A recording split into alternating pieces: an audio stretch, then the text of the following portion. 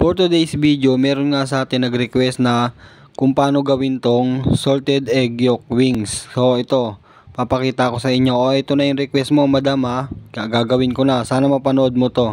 Isang followers nga tayo na nag-request kung paano to gawin. So gawan ko daw ng video. So ito na nga ginawa ko ng video. 6 pieces of wings yan. So inano ko lang yan sa harina.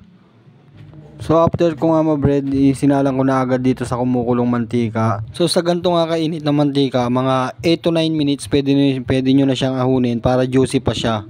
At habang hinihintay nga natin maluto yung ating chicken wings, so gagawa na tayo dito ng sauce para pagluto ng chicken wings, so okay na siya. Meron na tayong sauce, mabilisan na lang to.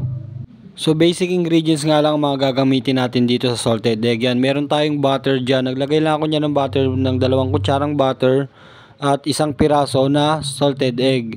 So ang ginagawa ko nga dyan salted egg, no, imbis na yolk lang, sinasama ko na rin pati yung puti niya kasi sayang naman kasi. Lalo na kung pang ulam lang po, pwede naman yan. So dudurog-durugin mo lang yan, katulad ng ginagawa ko na yan. Dudurog-durugin mo lang siya para maging sauce. Pwede rin naman kayo maglagay dyan ng chili flakes or chili powder. Pero kung may bata naman nakakain, so wag nyo na lang lagyan ng maanghang para makakain din yung mga bata. So ayan nga, so tapos na nga siya, no. Ayan na yung sauce, tapos na rin. So nilagay ko na siya, nilagay ko na yung wings. Yan, halu-haluin lang naman natin yan para makoat siya sa sauce, para lumasa talaga siya. So ayan ang ano, nakikita nyo bumubula-bula. Mas okay yan pag ganyan yung umaangat yung bula niya para mabilis siya makukoat ng sauce natin.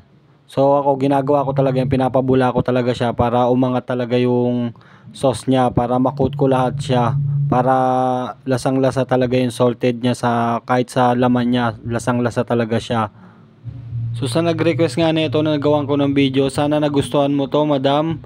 Maraming salamat sa suporta, sa araw-araw ng support.